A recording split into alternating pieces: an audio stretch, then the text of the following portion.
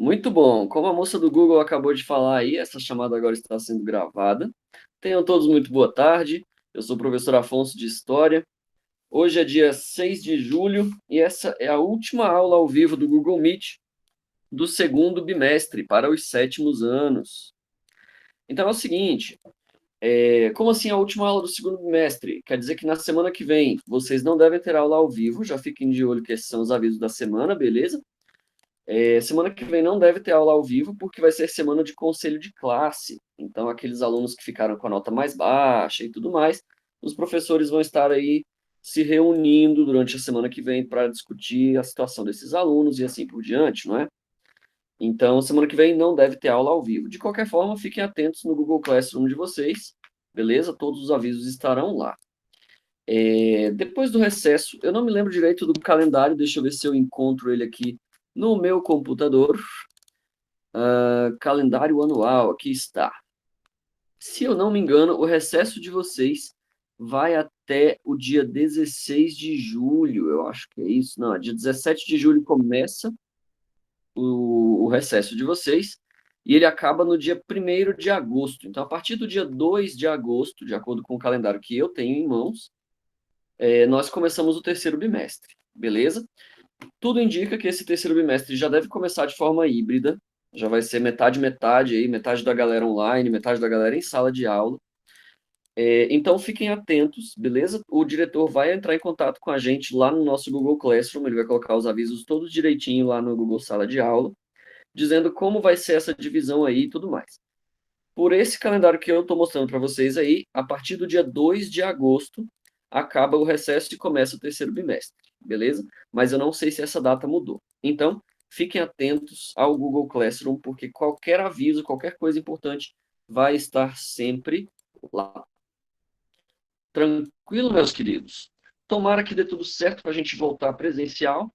Eu morro de vontade de encontrar vocês pessoalmente, isso vai ser muito legal pela primeira vez, não é? Já 2 bimestres inteiros assistindo aula e a gente nunca nem se viu. Tomara que dê tudo certo para a partir de agosto aí a gente ter aulas de volta ao normal, né? Todo mundo fica falando na televisão aí que essa história de pandemia é o novo normal. Eu me recuso a acreditar nisso. Novo normal é o caramba. Eu quero que minha vida volte ao normal como era antes, não é? Eu imagino que vocês também. Pois bem, a aula de hoje ela é bastante importante, porque a gente vai encerrar o conteúdo do segundo bimestre e também porque nós vamos tratar de um tema que ele é fundamental na compreensão histórica de vocês. Como assim compreensão histórica? Já pararam para se perguntar por que a gente estuda história? Poxa, professor, por que eu preciso aprender aí sobre a colonização da América? Por que eu preciso aprender sobre as grandes navegações e tal? Sabe qual é o símbolo daquele calendário? Lucas, eu sei alguns símbolos, ele tem ali do ladinho ele tem ali do ladinho a legenda. Depois eu abro ele de novo para a gente olhar com calma, tranquilo? Eu posso colocar ele também no Google Classroom de vocês, que eu acho que vocês têm acesso a esse calendário aí também. Pois bem, voltando ao que eu estava dizendo antes, vocês já se perguntaram, para que estudar história? Por que a gente precisa aprender esse conteúdo todo, esse monte de coisa que a gente passa anos e anos estudando, né? Nas aulas de história. Bom, graças a esse estudo que a gente vai desenvolver, né, conforme nós crescemos, aquilo que nós chamamos de uma compreensão histórica. Ou seja, entender da onde que veio tudo isso que está ao redor de vocês. E pode parecer bobagem falando desse jeito hoje, essa coisa meio filosófica, assim, né? Entender de onde nós viemos, para onde nós vamos e tal. Mas daqui a bem pouco tempo, desculpa o atraso, né? Está muito ruim, sem problema, Mariana, chegou bem a tempo. Conforme vocês crescem, vocês vão ter que viver nesse mundo, vocês vão ter que trabalhar, vão constituir a família de vocês, vão resolver problemas, não é? A vida de vocês vai acontecer nesse cenário. E sem uma compreensão histórica de onde vem esse cenário, da onde diabos vocês estão, vocês vão ficar como pessoas dormindo em um lugar onde está acontecendo um monte de coisa, vocês não vão estar percebendo. Então a história, eu costumo dizer que ela é fundamental na compreensão do mundo ao seu redor. Por quê? Por exemplo, a aula de hoje a gente vai estudar sobre a civilização ocidental. Vocês já pararam para se perguntar que vocês fazem parte de uma civilização? Quando a gente estuda, assim, por exemplo, a civilização dos egípcios, né? Aquele pessoal lá na África que construiu as pirâmides e tudo mais, aquilo era uma civilização, né? Eram pessoas que pensavam de forma parecida, que falavam a mesma língua, tinham características muito parecidas e fizeram a parte da história deles, né? Construíram as pirâmides, tiveram os faraós e tudo mais. Do mesmo jeito com os romanos, com os europeus e tudo mais, nós, brasileiros, fazemos parte de uma civilização. A gente tem características que são fundamentais e que a gente precisa compreender, porque é graças a essas semelhanças nós agimos juntos para construir a história. Olha que coisa incrível. Dependendo do que você estiver vivendo aí, por exemplo, a pandemia, né, como a gente estava falando agora há pouco, isso aí vai entrar para a história, certo? Então, nós somos agentes históricos. Eu costumo dizer que eu morro de medo de dar aula para alunos, principalmente tão jovens quanto vocês, porque eu não tenho ideia de com quem eu estou falando. Eu posso estar falando com os próximos presidentes da República, eu posso estar falando aí com o médico que vai salvar minha vida daqui 10, 15 anos se eu sofrer um acidente, por exemplo. Né? Pode ser que um de vocês se torne médico e acabe salvando a minha vida no futuro. Então, eu não sei com quem eu estou falando. E a única coisa que eu sei é que vocês vão escrever a história, porque é isso que seres humanos fazem. Então, é meu papel ensinar para vocês o melhor possível essa compreensão histórica, para vocês perceberem claramente quem vocês são, certo? E para onde nós estamos indo. Isso é fundamental. Eu não sei se vocês repararam, mas nos últimos bimestres, meu sonho desde pequeno é ser veterinária ou médica. Muito bom, Mariana. Vai salvar muitas vidas, de pessoas ou de bichinhos. É isso aí, muito bom. Vamos escrever a história, não é? Nas últimas aulas, a gente tem estudado aí as grandes navegações e tudo mais. E igual o nosso primeiro slide já fala aí, né? Pioneiros como Marco Polo, aquele grande navegador que a gente falou, né? Aí nas aulas passadas, que foi lá para a China, trabalhou durante vários anos lá e tal. Eu disse para vocês que eles colocaram o mundo ocidental em contato com o Oriente, né? Colocaram a Europa em contato com a China, né? Com o Império Chinês. E isso é muito importante. Pode copiar? Pode, Mariana. Fique à vontade. Eu vou demorar bastante tempo aí em cada slide enquanto eu explico. Enquanto isso, você pode anotar tudo que você achar importante. Belezinha? Então, quando a gente estudou o mercantilismo lá atrás, né?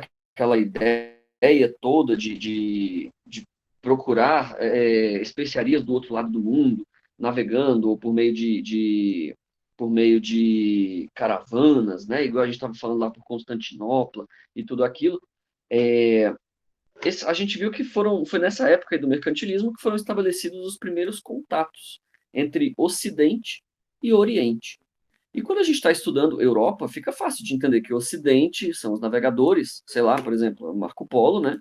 E o Oriente são os orientais, né? Os japoneses, os chineses. Parece fácil entender isso desse jeito. Mas o que define a diferença entre Oriente e Ocidente? O que nós temos de diferente, por exemplo, dos chineses, né? O que torna eles e nós? Onde é que essa separação surge para que a gente entenda que somos civilizações diferentes e temos informações a trocar, mercadorias a negociar e assim por diante, né?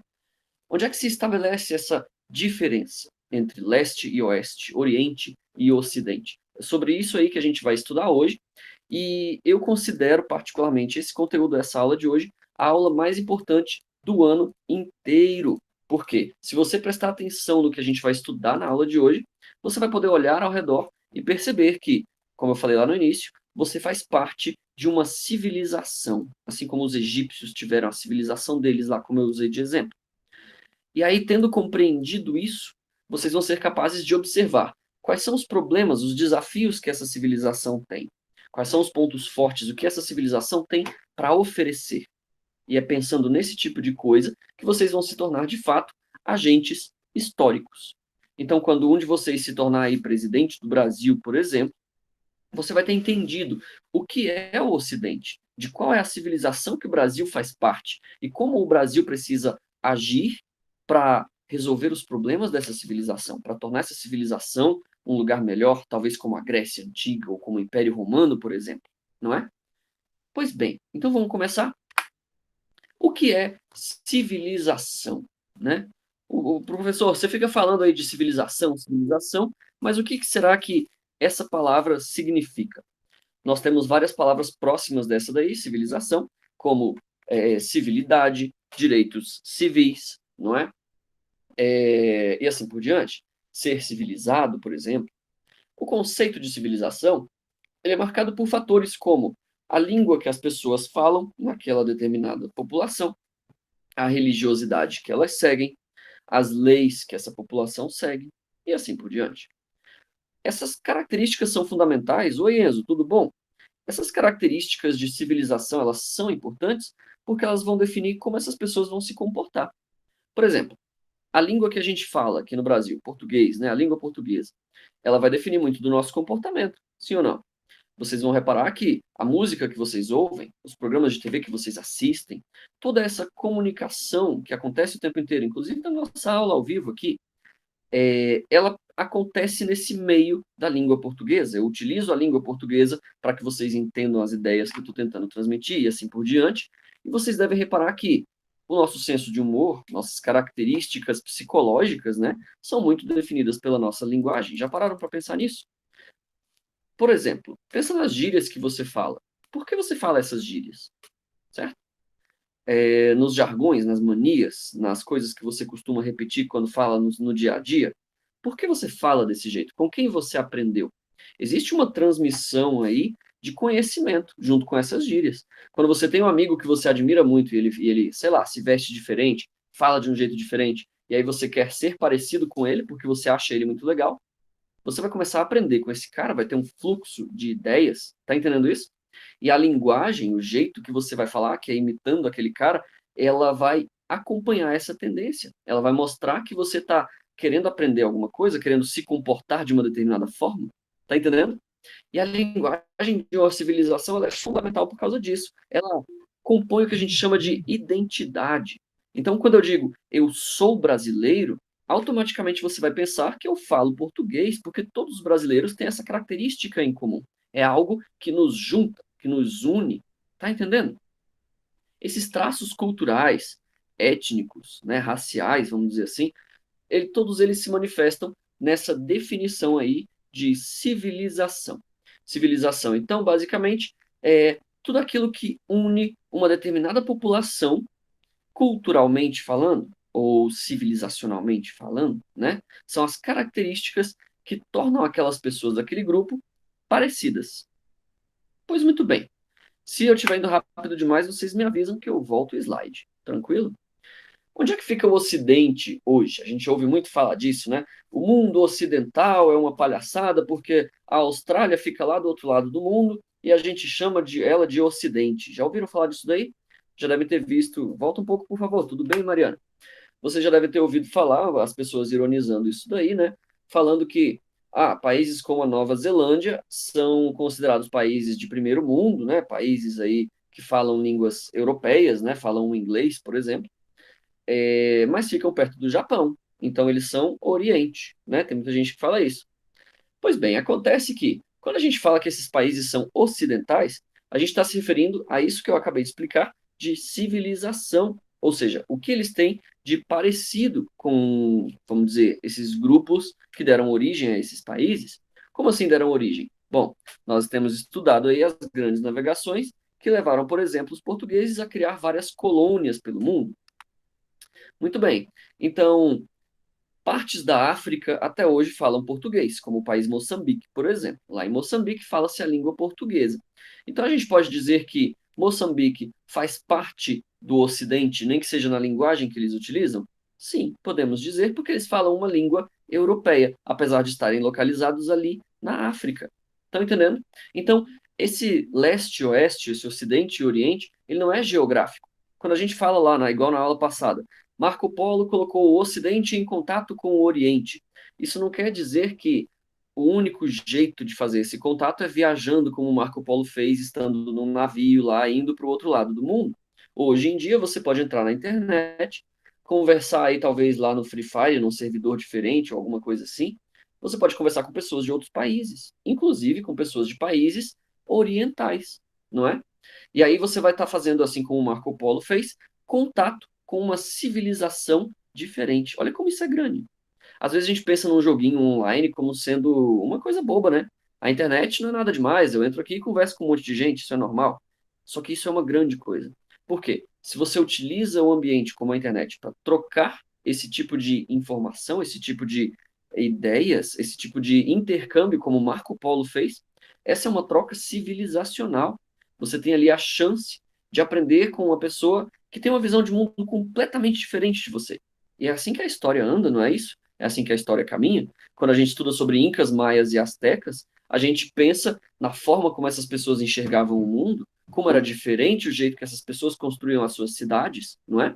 Essas trocas civilizacionais é que fazem a gente aprender e evoluir e se desenvolver. Estão entendendo? Então, muito dessa discussão hoje em dia, onde fica o Ocidente, é porque as pessoas não entendem que esse Ocidente é uma civilização, são características de um povo e não características geográficas. Tem muita gente que diz, por exemplo, igual eu estou lendo aí tô lendo aí no slide para vocês, né? Muitos argumentam que a Austrália fica no Oriente, né? Vocês estão vendo a Austrália, aquela ilha verde grande ali, não sei se vocês conseguem ver o meu mouse aí na apresentação, mas onde meu mouse está girando ali é a Austrália, né? Uma ilhazinha verde ali ao sul do Japão, uma ilhazinha nada, é uma ilha gigantesca, né? Ao sul do Japão, e que está de verde no mapa, né? Quer dizer, ela faz parte do Oriente, do Ocidente, certo? Apesar de ficar localizada no Oriente. Então, essa divisão, ela se refere à civilização. Professor, e a África? A África não é nem verde nem vermelha aí nesse mapa que a gente está olhando, né? Será que ela é um continente oriental ou ela é um continente ocidental? Bom, a África é um problema muito sério. Por quê?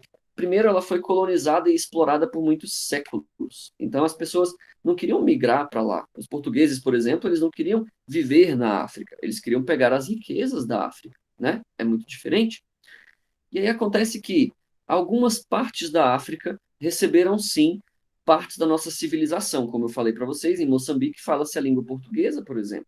Em vários países africanos, a religião, ela é a religião cristã, né, a religião do Ocidente.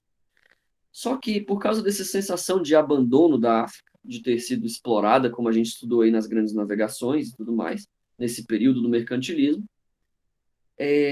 muitos países africanos viraram as costas ao Ocidente. Eles dizem, não, essa civilização não nos ofereceu nada de bom, eles só nos exploraram. Então, tem países na África hoje que são países islâmicos, né? O Islã, os muçulmanos, a religião muçulmana, é uma religião do Oriente, né? Do Oriente Médio, ali da Arábia e tal, daqueles países ali do deserto, né? E muitos países africanos decidiram adotar essa civilização, a civilização oriental, justamente por causa de toda a exploração que eles passaram durante o período mercantilista. Então, a África ela é um caso meio à parte, vamos dizer assim, porque tem países africanos que têm, sim, características ocidentais, mas nem todos os países têm essas características e em alguns deles elas se misturam, beleza? A África é um continente para o futuro. A gente vai ver aí nos próximos anos como esses países se desenvolvem, não é? Quais são os pilares da civilização ocidental? Bom, se essas pessoas têm características que as definem, né? Se nós somos um grupo coeso, temos que ter características que nos unam, não é? O que transforma, então, o Ocidente, essa partezinha verde que você viu aí no mapa, né? O que transforma esses países todos aí em um grupo coeso, que torna esses países parecidos, com uma civilização mesmo, né? Para que um país seja considerado ocidental hoje em dia, ou seja, para que ele esteja na nossa civilização, parte do nosso grupo civilizacional, ele tem que ter três características principais. E essas três características, elas foram definidas por vários filósofos e vários historiadores ao longo dos séculos. Desde o Império Romano, lá em Marco Aurélio, nós temos filósofos pensando o que torna, né, a nossa população coesa, um grupo, né? O que a gente tem de parecido, vamos dizer assim. E essas são três coisas. A primeira delas é a filosofia grega. Ou seja, nós pensamos, e você pode pensar até que isso é absurdo, mas eu vou provar para você que isso é verdade, mas até hoje, 2021, nós enxergamos o mundo do jeito que os gregos antigos, lá antes de Cristo nascer, pensaram em enxergar o mundo. Sabiam disso? Vou dar um exemplo. Tinha um filósofo chamado Platão que dizia o seguinte: existe um mundo das ideias. Essas ideias elas são arquétipos. Então, por exemplo, quando eu vejo uma pintura, uma obra de arte, e eu acho essa obra de arte bonita, Platão dizia o seguinte: existe a ideia de beleza. E quando a gente acha uma coisa bonita, a gente está comparando essa coisa, essa obra de arte, com a ideia que a gente tem de beleza. Então, uma coisa que é muito bonita e uma coisa que é mais ou menos bonita, a coisa muito bonita se aproxima mais do nosso ideal de beleza. Vocês conseguem entender isso que eu estou falando? Ora, isso é filosofia grega. E vocês reparam que até hoje a gente pensa desse jeito, é ou não é? Quando você faz uma prova, as suas respostas precisam estar próximas do ideal de conhecimento que eu passo para vocês em sala de aula. Então, a gente vai comparar o que você aprendeu com o que eu ensinei. Quanto mais próximo a sua cabeça tiver daquilo que eu falei ao longo do bimestre, maior vai ser a sua nota no bimestre. Tá entendendo isso? Então, até hoje, quando você faz uma prova, a gente está seguindo um modelo de pensamento, uma visão de mundo que os gregos inventaram antes de Cristo. E a gente nem percebe isso porque é o nosso jeito de pensar. Tá entendendo isso? Então, até hoje, quando você escuta uma música e pensa, nossa, que música feia, a sua cabeça está comparando a música que você está escutando com o ideal de beleza. Esse mundo das ideias de Platão está se manifestando dentro da sua cabeça. E você compara a música que você acha feia e acha ela muito distante daquilo que você considera algo bonito. Olha que louco isso, né? Então, até hoje, 2000 anos depois de Platão, dos filósofos, dos gregos e tudo mais, a gente ainda pensa igual os caras, porque nós somos ainda parte dessa civilização. Olha que loucura. Uma outra coisa muito interessante. Desculpa sem querer apertei Ctrl F4. Saiu da aula, foi para a plataforma. Sem problema, Lucas, tá tranquilo. Se perder alguma partezinha, tá tudo gravado, beleza? Outra característica que nós temos na nossa civilização e que vocês talvez não tenham percebido. As nossas leis, hoje em dia, são leis que nós herdamos do Império Romano. Sabiam disso? Por exemplo, roubar alguém é um crime, mas matar alguém é um crime maior. Sim ou não? Se você roubar uma padaria, você vai passar um tempo na cadeia, alguns meses, sei lá. Se você matar outra pessoa, você vai passar muito mais tempo na cadeia, você vai passar alguns anos, não é isso? Então existe um crime maior do que o outro? Sim ou não? A gente tem essa percepção, né? Claramente. Ah, o cara que roubou uma padaria porque tá com fome, ele é, vamos dizer, menos criminoso do que o cara que mata um monte de gente porque gosta de matar, igual o Lázaro aí que estava na notícia há um tempo atrás, né? Então, na nossa cabeça, existe essa divisão. Existem alguns crimes que são diferentes de outros crimes, crimes maiores e outros crimes menos importantes ou menos graves, sim ou não?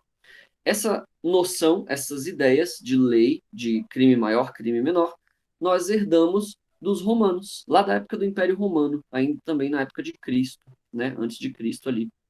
Sabiam disso? E olha que louco. Por exemplo,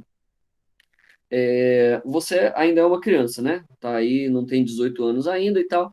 Tudo que a sua mãe faz, você precisa obedecer, até que você atinja a maioridade. Quando você chegar lá aos 18 anos, você não tem mais obrigação de obedecer aos seus pais, e os seus pais não têm mais obrigação de te defender, de te alimentar e assim por diante. Vocês sabiam que essa idade que a gente segue até hoje, 18 anos, 21 anos, ela não é a mesma para o mundo todo? É só na nossa civilização que os 18 anos são tão importantes? Sabiam disso? Por exemplo, no mundo islâmico, né, em países muçulmanos, uma menina de 14 anos já pode ser considerada adulta e pode se casar. Desculpa, saí sem querer, sem problema. Então, existem países por aí, de outras civilizações, que não fazem parte de países da civilização ocidental, que a gente considera nossa, não é? Em que uma criança de 14 anos já pode se casar e ela é considerada uma adulta. Sabiam disso? Então, essa coisa que a gente tem dos 18 anos, quando eu fizer 18 anos eu vou ser um adulto, isso tem a ver com a nossa lei romana, que nós herdamos dos romanos. Inclusive, a nossa língua, né, abrindo um parênteses aí, a língua portuguesa, é uma língua que vem do latim, é uma língua que vem de Roma também. Olha que louco. E a terceira característica, o terceiro pilar da nossa civilização é a religiosidade judaico-cristã. Ou seja, nós somos cristãos, nós seguimos a Bíblia. Professor, mas eu não sou judeu. Acontece que a Bíblia, o Velho Testamento, é o mesmo conjunto de livros sagrados que os judeus seguem. Sabiam disso? Então, quando você vai lá na igreja e o pastor lê para vocês um trecho do Gênesis ou do Êxodo, ou esses livros antigos da Bíblia, lá do Velho Testamento, ele está lendo também sobre a religião judaica. Nós, na igreja cristã, seguimos ensinamentos muito parecidos com os ensinamentos dos judeus. Por isso que a gente fala da religiosidade judaico-cristã. Existiam filósofos lá de Roma Antiga que eles diziam o seguinte: o Ocidente nasceu quando Jerusalém encontrou Roma e Atenas. Olha que louca essa frase. Porque Jerusalém é a cidade sagrada do cristianismo e também do judaísmo, né, da religiosidade judaico-cristã. Quando a cidade de Jerusalém encontrou Roma, da onde vêm as nossas leis, e Atenas, que é a cidade grega, da onde vem o nosso pensamento filosófico, quando essas três cidades se uniram em uma única identidade, surgiu aquilo que nós chamamos até hoje de nós mesmos, nossa civilização, uma pessoa ocidental, certo? Então, se você entendeu esses três pilares, o que é o Ocidente, você deve entender que os Orientes seguem pilares diferentes, sim ou não? Existem pessoas que enxergam o mundo de forma totalmente diferente do que eu acabei de falar para vocês. Imagina um negócio desse?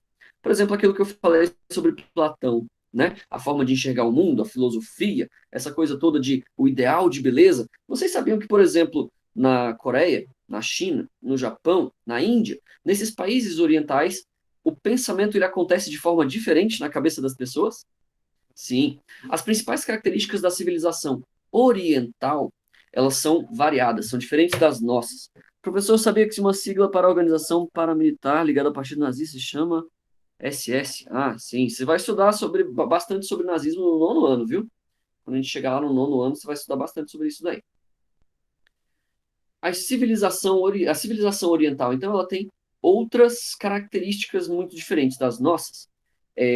Tem semelhanças filosóficas, religiosas, políticas. Vou dar um exemplo. Assim como nós seguimos a filosofia grega, no Oriente, na China, na Índia, né, nesses países orientais, eles seguem a filosofia confucionista. E Confúcio, vocês estão vendo a foto aí da estátua dele, ele criou uma visão de mundo muito diferente daquela que nós temos aqui no Ocidente, que é baseada na dos gregos.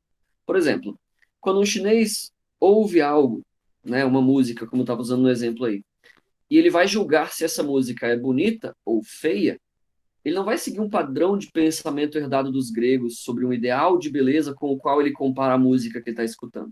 O pensamento de um oriental é completamente diferente.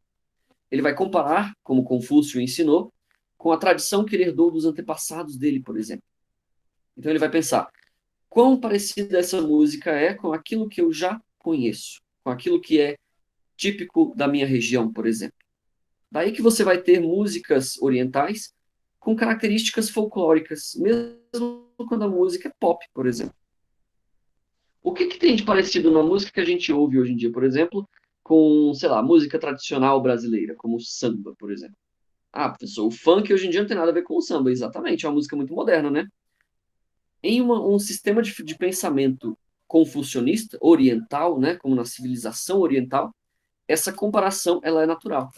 Quando eles ouvem uma música e essa música não tem nenhum paralelo com aquilo que eles, né, herdaram, vamos dizer assim, porque a filosofia confucionista fala muito de tradição, sobre herança, eles vão considerar essa música menos interessante, menos bonita. Tá entendendo? E isso é muito louco, porque a cabeça do oriental, ela funciona de uma forma diferente. Porque o jeito que esse cara enxerga o mundo é diferente. Quer ver um outro exemplo? Religiões como o budismo e o hinduísmo são características compartilhadas entre essas pessoas. O budismo é uma religião que surgiu na Índia e até hoje é seguida em países como Japão e Coreia, por exemplo.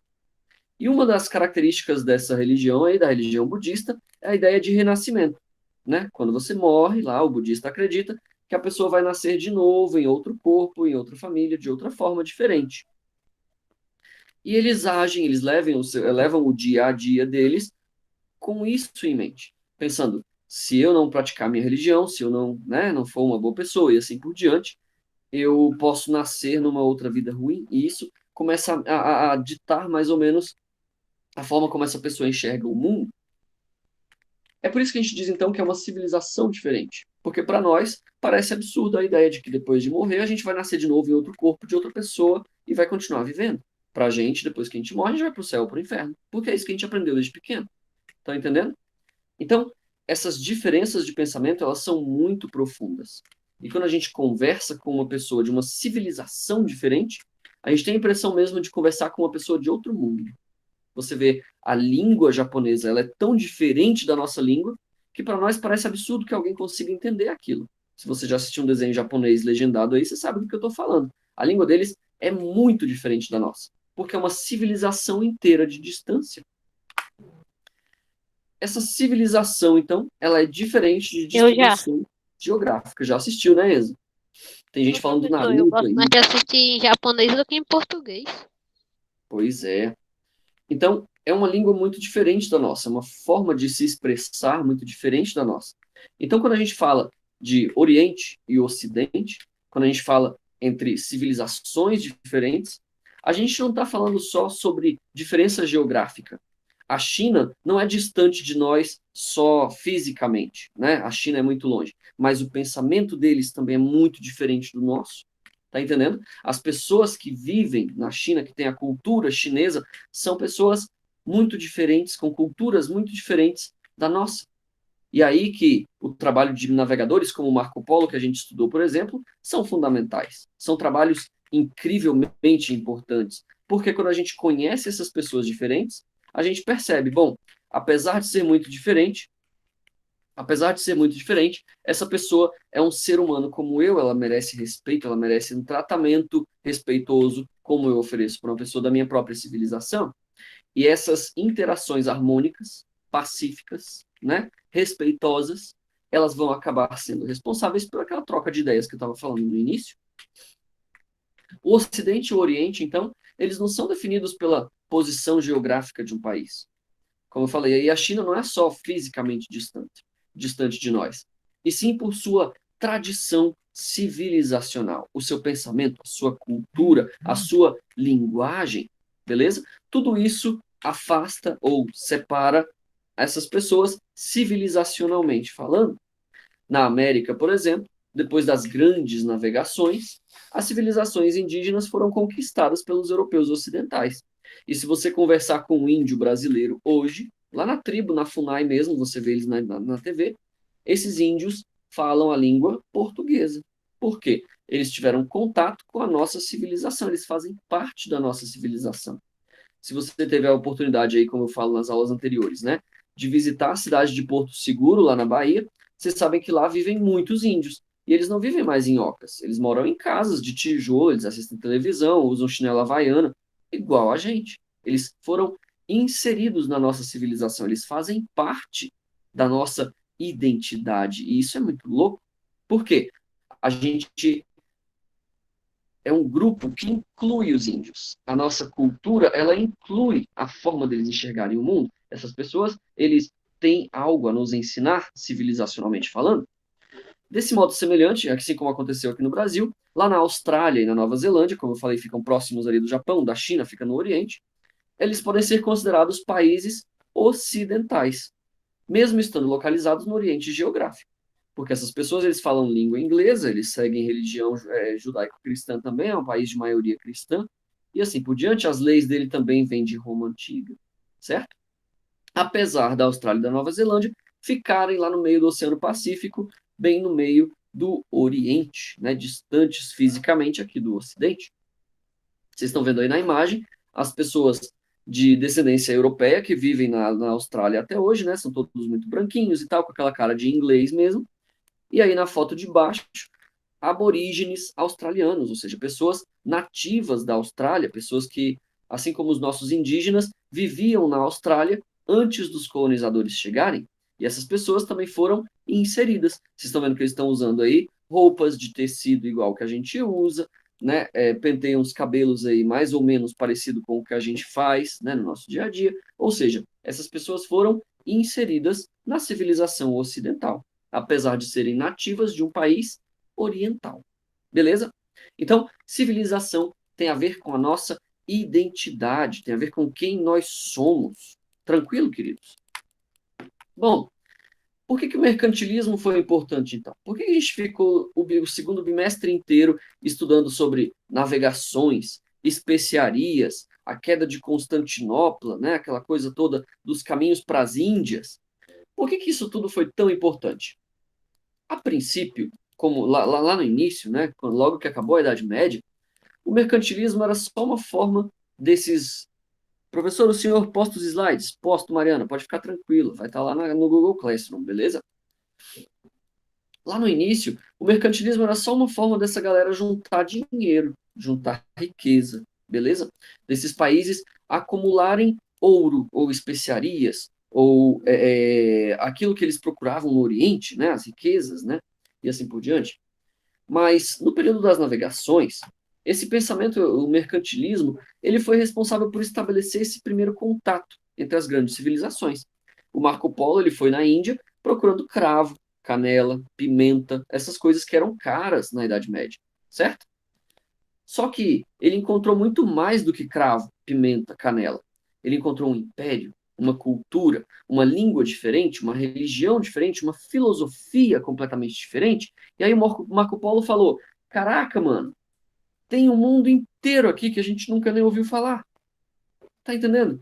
A gente tem muita coisa para aprender com esses caras. Porque, por exemplo, tem alguém falando aí sobre desenho japonês também e tal. Pois é, assistindo Death Note e tudo mais. Muito bem, muito bem. Cultura oriental, não é? Marco Polo então percebeu o Sim. seguinte: existem coisas, existem aprendizados que os chineses fizeram, por exemplo, na matemática, que nós ainda não conhecíamos. Os chineses, eles eram exímios astrônomos, né? Eles conheciam as estrelas, davam nomes diferentes para os planetas. Os planetas que a gente chama de Saturno, Júpiter, Mercúrio, os chineses chamam esses planetas de nomes diferentes. E tem histórias diferentes para explicar é, é, os movimentos desses planetas no céu, por exemplo. E aí a gente tinha muito o que aprender, porque, por exemplo, poderia ser que esses chineses conheciam um planeta que os astrônomos europeus ainda não conhecessem, que eles conhecessem fórmulas matemáticas que os europeus ainda não conheciam, para resolver problemas que os europeus ainda não conseguiam resolver. Tá entendendo? Essa troca de pensamentos ela foi muito mais importante do que descobrir cravo, canela e pimenta e especiarias. A gente descobriu um mundo novo, uma filosofia nova, ou seja, uma civilização inteira nova, a civilização oriental, que hoje em dia, em 2021, é tão importante para a gente, é ou não é? A gente tem muita coisa na nossa cultura hoje, no nosso dia a dia, que vem da civilização oriental. Quer ver um exemplo? Você deve estar assistindo essa aula aí num celular. E provavelmente esse celular pode ser da marca Samsung, talvez. Como é o nome daquela marca japonesa, meu Deus? Esqueci, Motorola, né? Samsung, Motorola. Todas essas máquinas foram inventadas por orientais. Eles fazendo os cálculos lá, fazendo os estudos científicos, né, que eles fazem, e desenvolveram essas máquinas. E a gente usa elas aqui no Ocidente, hoje em dia. Esse contato entre nós, ele é importante para que a gente troque ideias, técnicas, fórmulas, aprendizados. Mas esse contato, ele nem sempre foi pacífico. Vocês estão vendo aí na imagem uma das infinitas guerras que aconteceram e acontecem até hoje entre países cristãos e países muçulmanos. Maçã em inglês é outra marca, se não escreve no celular não aceita. Ah, Apple, né? Sim. Então vocês estão vendo aí na imagem uma guerra entre muçulmanos e cristãos lá na cidade de Constantinopla, né? Como eu falei para vocês, era a cidade por onde passavam as caravanas, né, para ir para a Rota da Seda. Esse contato ele nem sempre foi pacífico, mas ele foi fundamental para que o mundo moderno surgisse. Nós não teríamos como entender o mundo hoje em dia, em 2021, sem contato, por exemplo, sem contato, por exemplo, com o mundo islâmico, o mundo, né, a China, a Rússia, todos esses países que são países orientais e são fundamentais no nosso mundo contemporâneo, são países com quem a gente negocia, de quem a gente aprende, de onde vem ideias, livros, escritores e assim por diante. Quando a gente estudou a colonização aqui do Brasil, nós lemos um pouquinho sobre os jesuítas. E o papel dos jesuítas, depois que a gente entende a civilização ocidental, a gente entende que o trabalho deles era muito mais importante do que a gente pensava. Porque, a princípio, o jesuíta era só um padre, que também era professor, não é?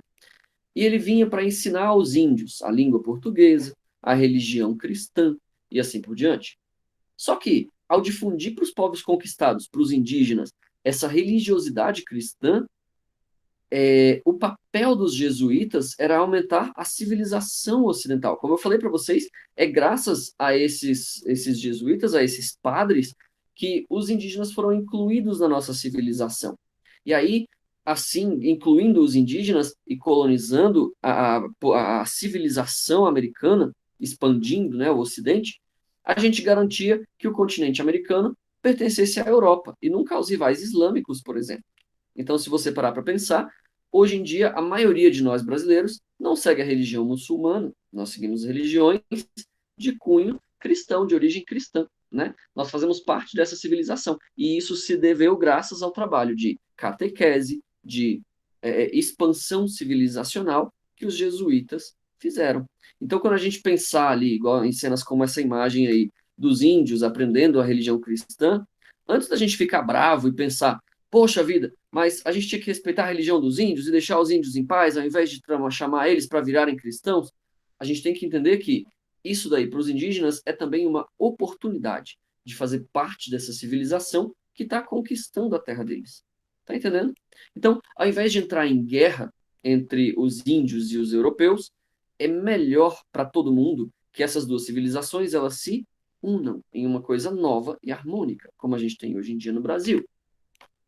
E não pensem vocês que os europeus eram os únicos malvadões que faziam conquistas pelo mundo, né?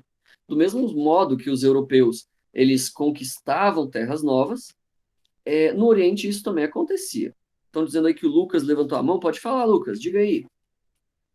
Eu ia falar que um dia desses o microfone tá funcionando porque eu coloquei o fone. E que um dia desses eu e meu pai tava assistindo um filme que falava sobre o ataque de terroristas a Taj Mahal. Ah, sim, o Taj Mahal é um lugar bem bonito lá na Índia, né? Esse tipo de relação, como a gente vê muito nas notícias de terrorismo, eles também podem ser explicados por essa diferença civilizacional. O cara ele enxerga o mundo de uma forma tão diferente na nossa, que quando ele olha para a nossa civilização, ele fala: esse povo é tudo doido, certo? O muçulmano, quando ele olha para um cristão, ele fala: como assim as mulheres andam na rua sem cobrir a cabeça? Essa galera é pecadora, são doidos, eles precisam morrer. Essas diferenças de civilização, como eu falei, nem sempre são pacíficas, infelizmente, né? Existe muito conflito, muito preconceito, muitos atritos entre civilizações diferentes, porque as formas de enxergar o mundo são muito diferentes entre esses indivíduos, certo? No Oriente, esse tipo de conquista também acontece. Vocês estão vendo aí na imagem uma comparação entre kanjis, ou seja, caracteres, né, formas de escrita, do chinês, na primeira linha, do japonês, na linha do meio aí, na segunda, e na terceira linha, a caracteres coreanos. E vocês vão reparar que existem semelhanças claras entre essas palavras. Pode falar aí, Enzo. Ô, professor, o senhor sabe Diga. que está escrito em chinês, japonês e coreano? Não sei, Enzo. Essa imagem eu peguei de um site que faz comparações linguísticas, né? E eu sei que são palavras. Tipo assim, uma delas faz árvore, outra delas é caçula. Cada um deles é uma palavra inteira. Agora, o que está escrito eu realmente não peguei a tradução. Eu posso pesquisar para vocês e Professor, postar junto, quando eu colocar lá no Classroom. Diga, Lucas. mas em todos as mesmas palavras? Sim. E olha que incrível, essas palavras são escritas da mesma forma, em kanji, né? Então, você está vendo aí o primeiro caractere ali da primeira linha, em chinês, ele é exatamente igual, ou quase igual, ao caractere japonês, né?